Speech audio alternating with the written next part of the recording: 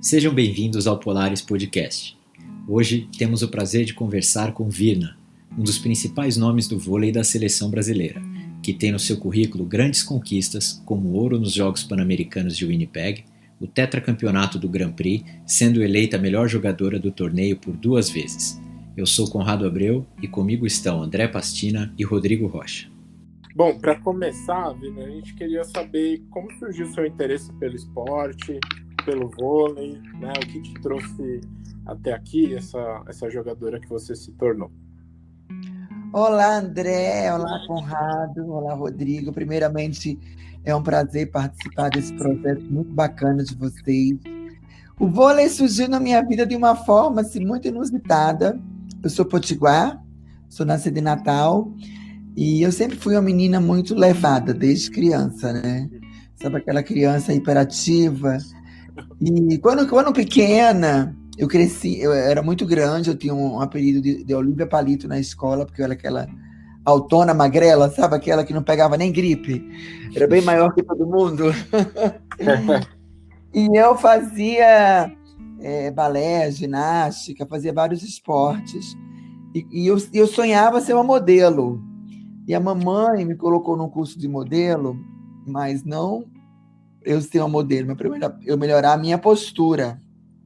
E eu não tinha percebido que era isso, né?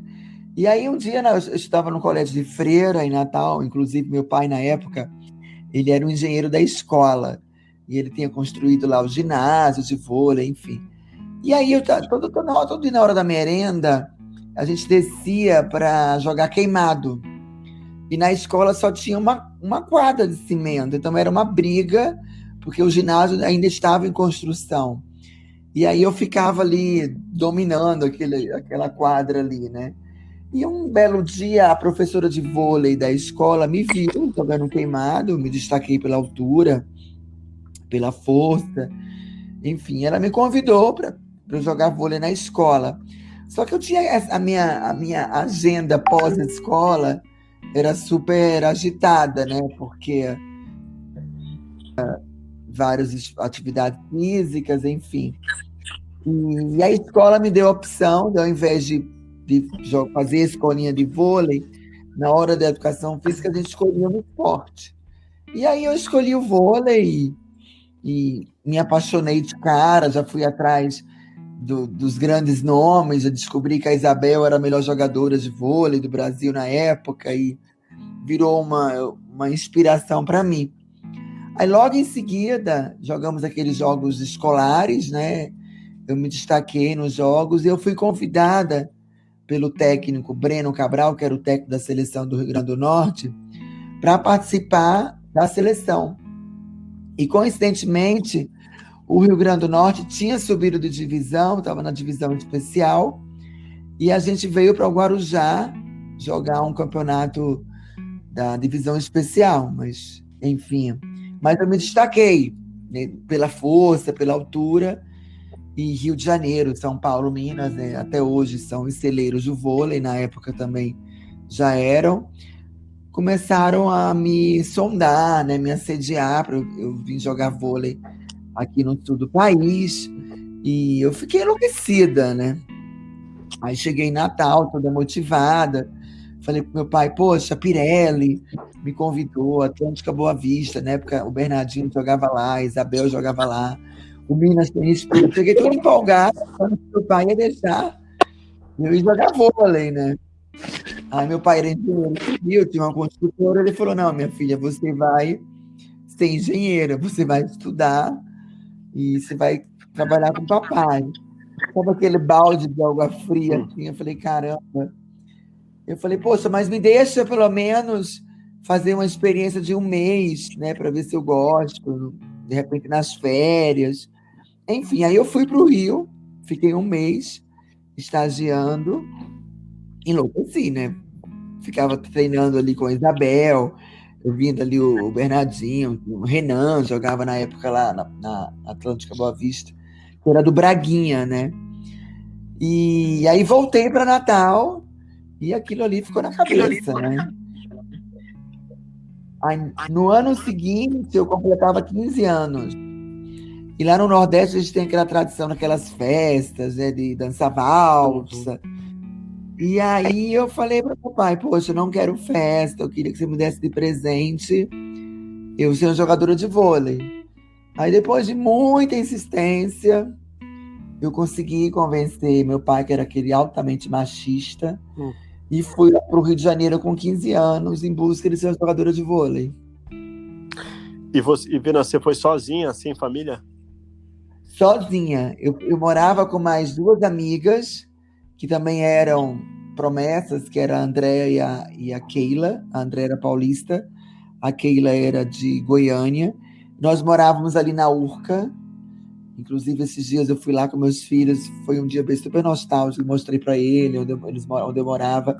E a gente treinava ali dentro do forte da educação física, que é na Urca, né? Do Exército. Então era uma vida assim super segura, super tranquila. Só que aí eu fui na condição de ter boas notas. Meu pai me colocou numa escola super puxada, super exigente no Rio de Janeiro. Eu tinha que tirar a nota da média. Se eu tivesse nota vermelha, eu tinha que voltar para Natal. Mas assim, entre trancos e barrancos, eu consegui concluir o 2º grau, né? Prestei vestibular, enfim. Mas assim, era super puxado, porque eu estudava pela manhã, aí eu chegava em casa, almoçava, aí eu treinava na categoria de infantil, que era da minha idade, infanto, treinava na categoria juvenil, e na categoria adulta, eu meio que auxiliava assim, os treinos, quando faltava alguma jogadora, e ali eu fui alcançando o meu espaço devagarzinho, né? Uma coisa interessante, até a pergunta que eu ia fazer é exatamente isso. Você é uma pessoa que soube lidar muito bem em dividir a questão da família, né, com a questão do esporte, porque um pouco mais para frente você também acabou tendo filho, né, e acabou jogando e se transformando em uma das maiores jogadoras de vôlei do mundo. Então, assim, como é que você conseguia equilibrar esses pratos, né? Porque muitas pessoas não conseguem equilibrar um pouco a vida. Bom, na verdade, quando eu saí muito cedo de casa, eu sempre fui muito impetuosa, sempre fui muito, assim, independente. Para mim, estar fora de casa, sem os meus pais, era o máximo. Tipo assim, 14, quase 15 anos morando no Rio de Janeiro, aquela cidade avassaladora, né? E tudo muito novo, tudo muito diferente. Sofri alguns preconceitos. Hoje a gente fala bullying, né? Que é o nome chique. Mas na época eu tirava um sarro, que eu tinha um sotaque, eu gostava do Chiclete com Banana, né? Do Beto Barbosa. Era uma cultura muito diferente, né? E aí, aos poucos, eu fui alcançando meu espaço ali no meio, né? do cenário.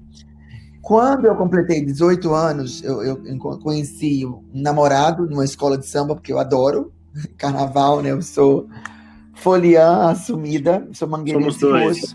Somos dois, também amo. E eu conheci o meu esposo, na época namorado, na quadra da Mangueira. E ficamos namorando 1 ano e, por um acaso, eu engravidei. Aí, aos 18 anos, eu parei de jogar. Volto para Natal, né? Aí, nessa hora a gente pede colo de papai e mamãe. E coincidentemente, meu pai, meu namorado na época, né, era engenheiro. Eu falei, olha, você vai trabalhar com papai, já coloquei ele lá para trabalhar com meu pai, e eu virei uma secretária do meu pai. Aí quando o Vitor nasceu, meu filho hoje, que tem 29 anos, surgiu um convite, o Zé Roberto assumiu a seleção feminina brasileira, juvenil, na época, e ele me convocou para a seleção. Só que eu fiquei super frustrada, eu não consegui, porque eu tinha feito cesárea, e eu não tinha tempo hábil de me recuperar para entrar em forma e ir para a seleção. E aí tive que pedir dispensa. Aí surgiu um convite para eu ir para a Itália, de um técnico brasileiro que levou várias jogadoras naturalizadas. Aí eu falei pro meu marido na época, olha, vamos embora, eu quero voltar a jogar vôlei, enfim. E na época, quando eu parei, todas as minhas amigas, você é maluca, você vai parar o seu sonho. Eu falei, não, meu sonho da maternidade também é muito grande. Eu sempre gostei muito de criança, muito. Eu tenho uma paixão, uma devoção por criança. E aí foi quando eu fui para a Itália, catei marido, peguei uma prima da minha mãe. Eu era muito nova, eu tinha 18 anos. Eu não sabia fazer um prato de comida. E aí levei uma prima da minha mãe e falei, olha, me ensina a fazer ovo, me ajuda. E aí nós fomos para a Itália, fui jogar na Calábria. Só que foi muito complicado. Quando eu cheguei na Calábria, a gente ficou 4 meses sem salário. E todas as reservas que eu tinha levado já estavam acabando, né? Eu falei, e agora? Eu não vou mais pedir ajuda para minha família, agora eu tenho que me virar. E aí, depois eu descobri que os donos do time eram mafiosos, enfim, e eles não iam pagar. Aí liguei para Fernanda Venturini, eu falei, Fê, me ajuda aí, eu tô passando aqui, vou começando a passar aperto aqui na Itália, eu não tenho mais como mais sobreviver aqui, me arruma um time aí no Brasil. Aí a Fernanda, super generosa, falou, ó, vem aqui para Ribeirão Preto e que a gente vai dar um jeito. Aí eu voltei para o Brasil, a maior coincidência foi quando que eu cheguei no time em Ribeirão Preto e eu encontrei meu maior ídolo, que foi a Isabel, né? Ela era a estrela do time.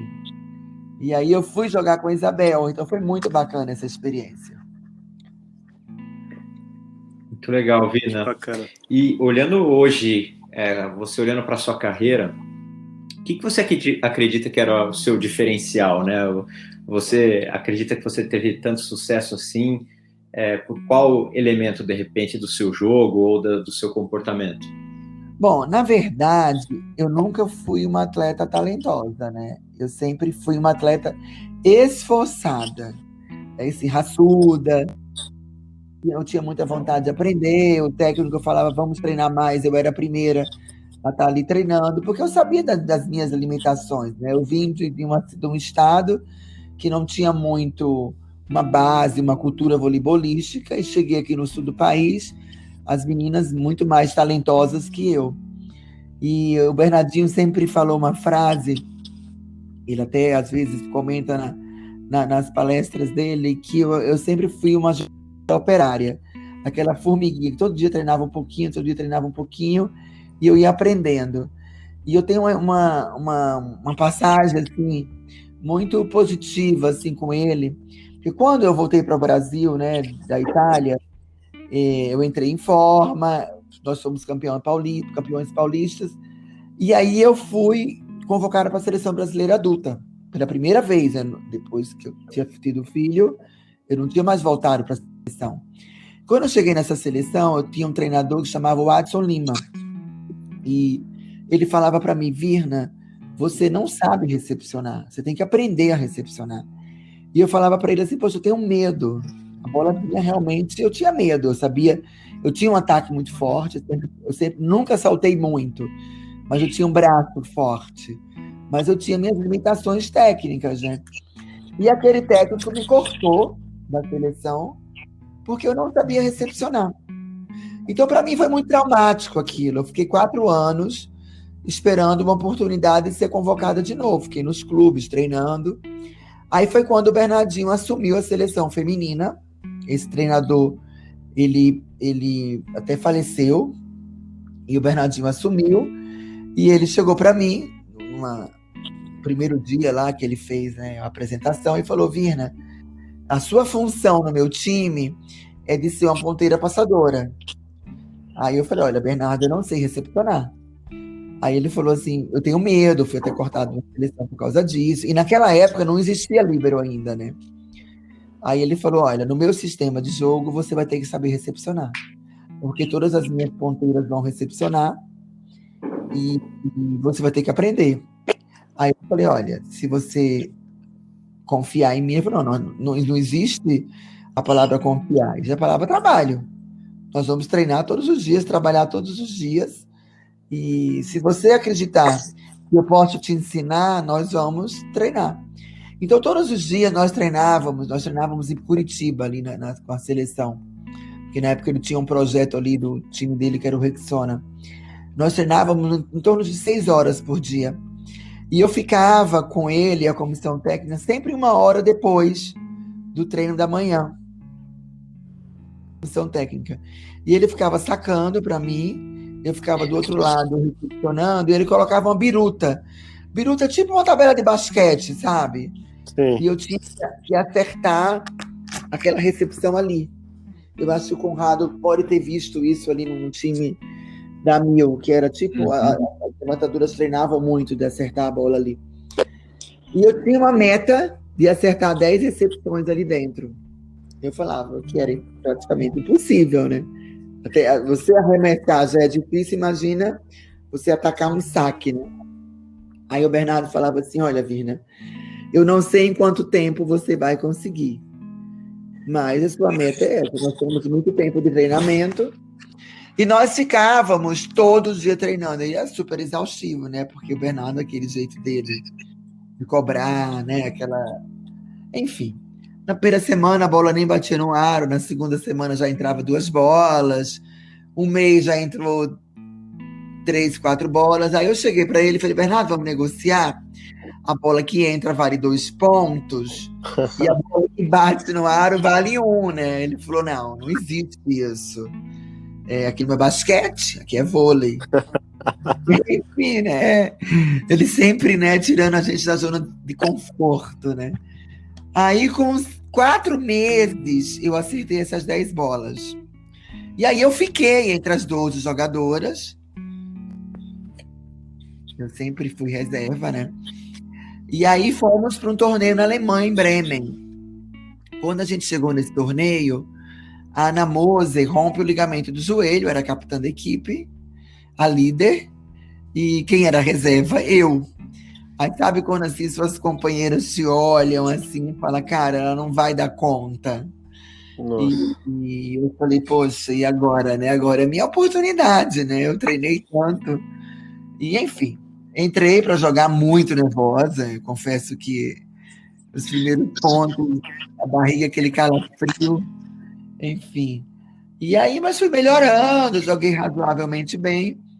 E aquele torneio em especial, o Brasil ganhou de Cuba. Que Cuba era favorito, né? Cuba era bicampeão olímpico. O Cuba tinha uma tradição muito grande ali no vôlei. E aí, quando acabou o torneio, eles homenageavam as melhores jogadoras do mundo. Davam um prêmio, uma super grana, enfim. E aí, melhor atacante cubana, melhor bloqueio uma cubana. Os prêmios ficaram, a maioria, com a equipe de Cuba. A Venturini ganhou a melhor levantadora. A melhor recepção do mundo, Senhora Dias. Senhora Dias tinha uma cubana. E o cara falava inglês, falava em alemão, falava em espanhol, falava português. A Senhora Dias não ia pro pódio, todo mundo esperando a cubana. Aí, de repente, o Bernardo olha para mim, sua maluca, foi você que ganhou a melhor recepção do mundo. Você saiu correndo, assim, eu subi naquele pódio, eu não acreditava, sabe? Eu peguei aquele prêmio, assim, aquele checão que eles dão, né? E de mentirinha, né? Aí eu corri na boca dele, assim, sabe? Foi impulso. Falei, porra, muito obrigado, não sei fazer acreditar em mim. E foi muito marcante aquele título, né? Eu falei, poxa, se há 4 meses atrás eu não sabia recepcionar, de repente eu ganho a melhor recepção do mundo.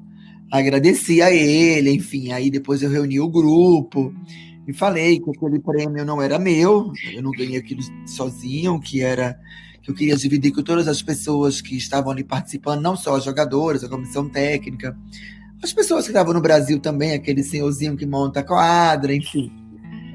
E aí esse foi o grande diferencial na minha carreira.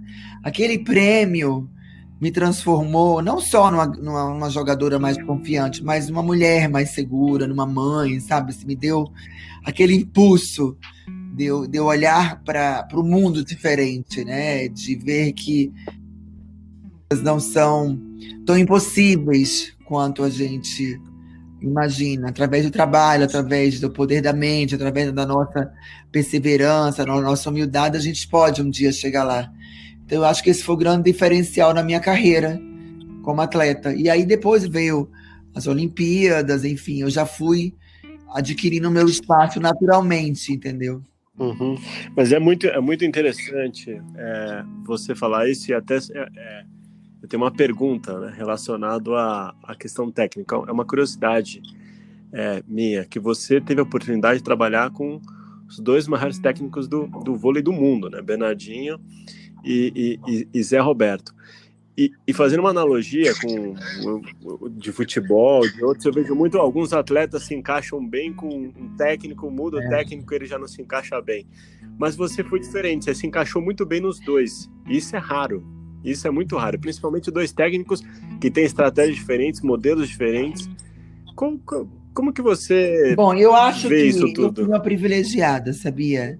Eu tive a honra, né, de trabalhar com, para mim, os dois maiores técnicos do mundo, né? Não é aqui porque nós somos brasileiros, não, mas nós realmente temos duas pessoas assim fora da curva. E eu tenho uma passagem assim muito, muito, muito especial com o Zé, inclusive até me emociono. Deixa eu respirar, né? Coincidentemente, foi quando eu te conheci, Rodrigo. Porque quando eu casei muito nova, né? Eu casei aos 18 anos e eu fiquei durante 10 anos casada, aquele sonho, né, de um casamento eterno, né, aquelas promessas, filho, né, o meu filhote, o Vitor, e de repente esse casamento acabou e eu estava no meio de uma competição muito importante na minha vida e eu tinha que segurar a onda, né, porque o meu trabalho era meu foco, era meu refúgio, sabe? Mas, obviamente, quando chegava nos finais de semana, você tinha dava aquela fragilizada, eu tinha que me permitir a chorar, né, a sofrer, enfim. E o Zé Roberto e o Zé Elias, eles foram muito, muito importantes na minha vida nesse momento, porque eles não me abandonavam. O Zé me ligava todo dia para saber se eu precisava de alguma coisa. Ele me levava. Foi quando eu conheci a fazenda do seu pai. Ali, para mim, era uma terapia para eu tentar. E ele sabe que eu adorava cavalos, né? Então, meu pai também, no passado, tinha enfim. E ali, para mim, era uma terapia. Então, foi o meu refúgio, né? Você vê como a vida é muito louca, né? A gente está aqui falando. Mas eu lembro assim, como se fosse hoje, eu chegando na sua fazenda ali, vendo aqueles cavalos, meus olhos marejando, e eu agradecendo ao Zé aquela força que ele estava me dando, né? E depois de muitos anos a gente se reencontrar, né? Por isso que eu falo, as coincidências não acontecem por acaso, né? Então, assim, foi muito, muito, muito forte esse meu momento ali com o Zé, porque ele não era só um grande treinador, um grande técnico, porque eu falo que o Zé, a grande sacada dele é que ele sempre foi um grande técnico. Naqueles momentos mais decisivos da partida, ele tinha uma ousadia de dar uma bronca, de fazer uma substituição. E na vida pessoal dele também, com as atletas, né? Na relação deles com as atletas. Para cada atleta, ele tinha um olhar diferente. E como eu era muito, muito falante, muito agregadora, que eu era muito preocupada com tudo e com todos, até hoje eu tenho esse meu jeito mãezona. E quando ele me viu naquela época muito mais fragilizada, ele me acolheu. E eu lembro assim, como se fosse hoje, que ele falava assim: Virna, vocês mulheres têm que ser tratadas como mulheres. Eu lembro que era dia da mulher, dia da mãe, ele levava flores pra gente. O Zé tem um lado muito romântico, que eu admirava muito isso nele. Né? E eu sou muito, muito grata. E todas as vezes que eu falo nessa história, eu me emociono, porque foram momentos muito difíceis da minha vida, né? Eu acho que eu tive 2 grandes momentos difíceis, que foi esse, da minha primeira separação. Já estou no meu segundo casamento, espero ficar, né? E foi, né? Porque a gente nunca sabe amanhã, né? E foi também quando eu perdi meu pai. Quando eu perdi meu pai, eu já tinha parado de jogar, enfim. Mas eu ganhei muita força, né? Busquei muita força dentro de mim nesse momento da separação. E foi o grande momento da minha carreira. Olha que louca a vida, né? Quando eu passei por esse processo de separação, atuei na minha vida como jogadora, que eu mais obtive títulos, porque meu foco era a profissão. Eu tentava esquecer a minha vida pessoal, né, segurar aqueles problemas e focar na minha profissão. Então foi muito bacana isso. Então eu sou muito grata aos dois. Assim. O Bernardo, esse lado do treinador, né, o lado de você perseverar, persistir, treinar, e o Zé Roberto, o lado humano. Até hoje, né, o Zé tem esse jeito paizão, né? Agora, depois que ele virou avô, ele ficou muito mais sensibilizado. Então, eu fui muito lisonjeada, né, de ter tido esses dois grandes profissionais. E também, na minha geração, nós tínhamos duas grandes levantadoras, né? E jogar com o Fernando, jogar com o Fofão, era muito gostoso, porque eu nunca fui uma jogadora, como eu falei, talentosa, de bolas altas, né? Eu tinha que jogar com a bola precisa, com a bola com muita velocidade, porque tinha bloqueio muito alto. E eu tinha esses dois grandes maestros que faziam o time funcionar, né? Então, eu venho de uma geração aí privilegiada. Legal, Virna. E você passou um momento muito emblemático com o Zé, que foi nas Olimpíadas de Atenas, né? Que imagino que deva ter sido um momento muito marcante para você também, a questão da eliminação, após ter o jogo na mão, digamos assim, né? O time como um todo. Como é que foi para você superar esse momento após essa situação difícil também? Como que foi essa superação para você? Bom, eu vou ser muito sincera. Eu não me superei até hoje. Porque, aquela Olimpíada, eu participei de 96, nós fomos ali para tentar ficar entre as 5 melhores equipes do mundo, né? Porque nós sabíamos que Cuba era favorito. A minha segunda Olimpíada, idem. Nós conseguimos também o segundo bronze, né? Atlanta e Atenas, né? Atenas. Sydney, 2000, né? Atenas, com Zé Roberto, nós tínhamos a melhor equipe. Nós éramos favoritas.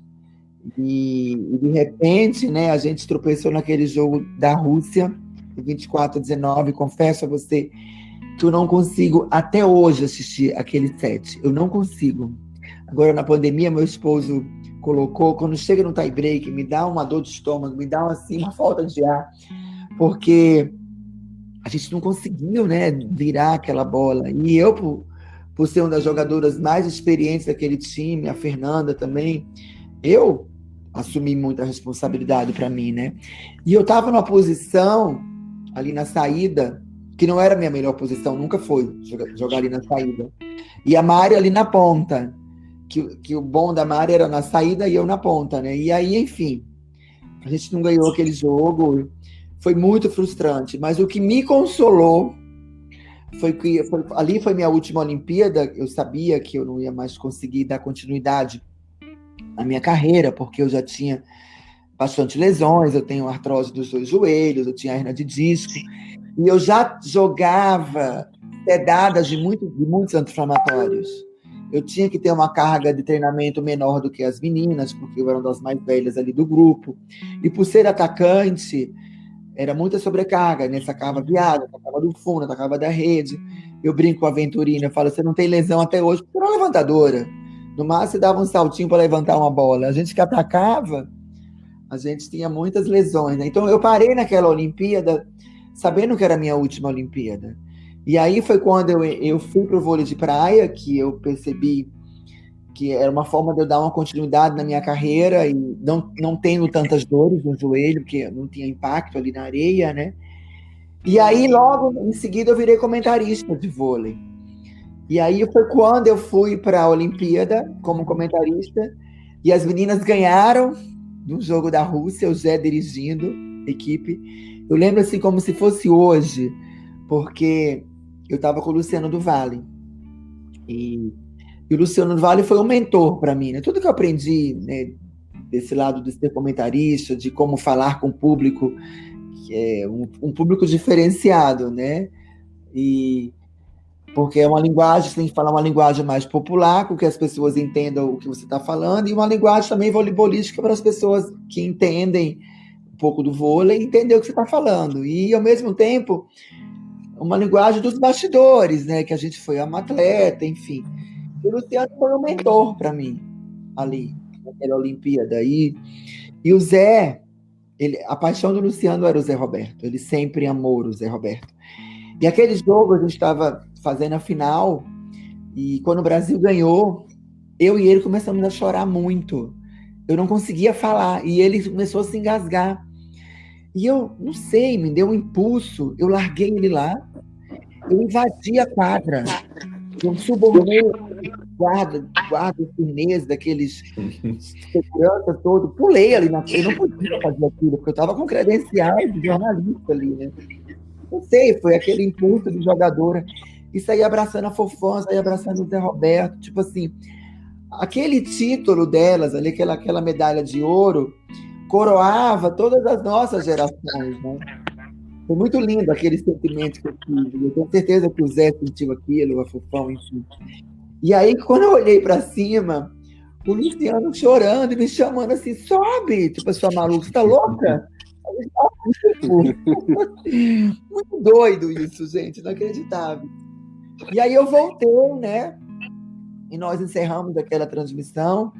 E, coincidentemente, 4 anos se passaram, também fui na outra Olimpíada, mas já não fui com o Luciano, porque eu já era da Record, os direitos da Olimpíada, eu fui com o Maurício Torres, que inclusive o Papai do Céu também levou ele, e as meninas ganharam outra medalha de ouro. Então, para mim, foi muito marcante. Eu falo que eu não sou campeã olímpica jogando, mas que eu tive a honra de vivenciar aqueles 2 títulos olímpicos das meninas ali próximo a elas, né? Então, aquele peso de Atlanta se aliviou, de Atenas, se aliviou um pouco com essas 2 medalhas de ouro, entendeu? E Virna, como que foram esses momentos de adaptação na sua vida, né? Você teve experiência no vôlei italiano, você acabou de comentar, né? Saiu do vôlei de quadra, foi pro vôlei de praia, daí você resolveu parar e foi para né, com uma carreira de comentarista. Como são essas decisões na vida de um atleta, né? Passando por essas mudanças dentro do esporte, e depois chega aquele momento de parar, enfim. Conta pra gente como essas adaptações e essas mudanças aconteceram durante sua vida.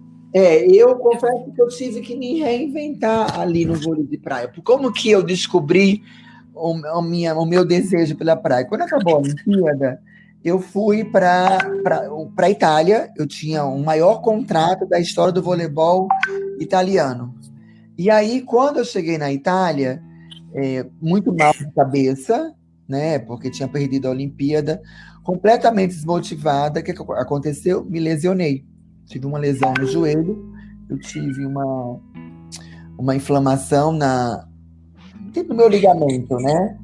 E aí fiquei meses tentando recuperar, mas a cabeça não tá boa. Acho que a nossa cabeça, a nossa mente, ela é muito poderosa, né? A partir do momento ali que eu estava desconectada com o meu eu não conseguia me recuperar. E aí eu pedi ao diretor do time para eu voltar para o Brasil, que eu pagaria uma multa, né? Que a gente não pode fazer isso, né? Mas eu precisava de um treinamento mais específico, eu precisava de encontrar os profissionais que trabalhavam comigo durante todos aqueles anos, que era o Zé Elias, que era o fisioterapeuta, toda aquela turma, né, da seleção.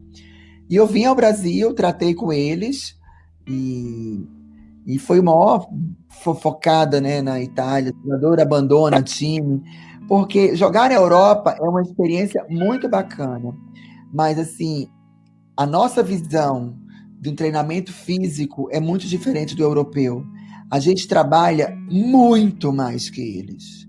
Então eu sentia falta daquele treino mais direcionado, a gente treinava musculação no Brasil 5 vezes por semana, na Itália era 2 vezes só, a minha parte aeróbia. Então, quando eu voltei para o Brasil, que eu fui treinar na praia, eu na época contratei o Zé Inácio, que era o preparador físico do Bernardinho, e a gente foi treinar na praia, que foi uma forma de eu ganhar a musculatura mais fácil, fortalecer o meu joelho, né, para a propriocepção.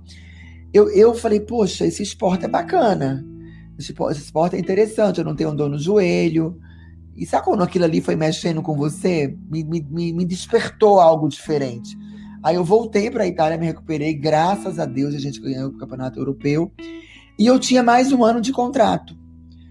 E aí eu pensei, poxa, ficar mais um ano aqui longe. Meu filho na época, o Vitor, né, já era adolescente, eu separada, não podia levá-lo comigo, porque ele tinha um ano letivo no Brasil. E eu comecei a sofrer com essa ausência, né, do meu filho perto de mim. Eu pedi para os diretores do time cancelar meu contrato, que eu iria voltar para o Brasil. Aí foi quando eu voltei para o Brasil, eu falei, não, agora eu vou me reinventar. Agora eu acho que eu vou jogar vôlei de praia, e foi a melhor escolha que eu tive, porque não foi fácil, mas era tudo desafiante. Era uma nova Virna que estava conhecendo um novo esporte. Então eu confesso que eu fiquei ali uns 2 anos aprendendo, né? Porque é o tempo, o vento, a areia, o sol, os fundamentos são um pouco diferentes da quadra, e você tem que fazer todos os fundamentos. Mas eu busquei uma nova motivação dentro de mim. Foi algo que, sim, que eu perdia muito no começo, né? No caso, Juliana e Larissa, né, nas épocas eram as melhores duplas. A Juliana eu vi começando em Natal, ela era minha tiete. E de repente eu tava tomando porrada da Juliana. Eu ficava arretada, entendeu? E eu falei, não, um dia eu vou ganhar dessa menina, um dia eu vou ganhar dela. Enfim, e eu peguei a Sandra Pires, né, que era campeã olímpica. Eu falei, Sandra, eu preciso aprender com você. E aí foi muito louco, porque nós ficamos ali quase 4 anos juntas. No 4º ano que eu fui aprendendo a jogar vôlei de praia. Eu comecei a fazer pódio, eu comecei a ganhar de vez em quando a Juliana, mas muito difícil, mas ganhava uma partidinha, às vezes um set, né? Então, para mim, foi muito bacana aquilo. E aí, nesse meio tempo, olha que louca a minha vida, eu conheci meu atual marido, que a gente virou namorado. Eu morava no Rio, ele morava em Campinas, e nós ficamos de ponte aérea. Né? Aí um dia, ele brincando, né, numa roda de samba, tomando uma gelada, que eu adoro uma cervejinha, aí no aniversário meu, aí ele falou assim, eu vou casar, eu já tinha tomado umas, né? Eu vou casar com a Virna no dia 10/10/10. Isso era 2008. Aí eu falava assim, porra, esse cara tá contando umas historinhas aí pra boi dormir, né? Mas vamos deixar, né? E aí, quando foi janeiro de 2010, eu tinha mudado de dupla de vôlei de praia, estava jogando com a Tayana, tô jogando na etapa do vôlei de praia, comecei a passar mal. Moral da história, eu estava grávida. Como eu engravidei, eu não sei, porque eu tinha trompa obstruída, útero invertido, eu era toda errada, por dentro. Toda errada. Aí parei de jogar, casei, me mudei para Campinas, larguei toda a minha vida do Rio de Janeiro. O meu filho nasceu no dia 10/10/10, no dia de casar. Uau. E aí, não, muito louco, Uau. assim, as coincidências da vida. Por isso que eu falo assim, Deus, quando põe as coisas na nossa vida, tem um tempo certo, a hora certa. E aí, quando eu me vi, eu tinha parado de jogar, e eu falei, poxa, agora eu preciso me reinventar, né? Aí foi quando apareceram de novo os convites para ser comentarista. E aí, quando eu fui para Londres, eu já fui com o Pedro pequenininho, meu filho. E, enfim, aí eu também queria ter outro filho, não conseguia engravidar, porque eu tinha problema. E aí o meu esposo ficou com o meu filho mais velho, o enteado, na zona, né? Porque eles ficavam de torcedor. Eu nem encontrava eles, porque eles iam todos os jogos na Olimpíada, e eu ficava lá concentrada como comentarista, que eu fazia vôlei de praia e quadra. Não conseguia nem encontrá-los. Via muito distante, assim, nas arenas, e eu fiquei no hotel com meu filho pequeno, Pedro. Aí, quando as meninas ganharam medalha de ouro lá em Londres, que eu fui encontrar meu marido, e a gente foi comemorar, porque eu falei, acabou os jogos, né, agora vamos comemorar. E aí eu voltei grávida. E foi quando nasceu a Maria, minha segunda filha. Então, eu falo que meus filhos são olímpicos. E aí eu parei de jogar, comecei a surgir uns convites de fazer palestras, virei palestrante. Aí tem um projeto com o Banco do Brasil, de embaixadora dos esportes. Agora, nessa pandemia, eu fiz alguns projetos online, né? Eu adoro público, adoro conversar, tocar nas pessoas, mas infelizmente com essa pandemia a gente teve que se, né, afastar um pouco. Mas assim, a minha vida foi acontecendo naturalmente, sabe? Os projetos, eu nunca fui uma pessoa muito sonhadora de projetos a longo prazo. Eu sempre fui muito realista. E as coisas foram acontecendo. Eu sou muito espiritualizado, eu falo que tudo tem um tempo e um mover de Deus, né? Legal, Virna. E conta um pouquinho para a gente também das palestras. Como é que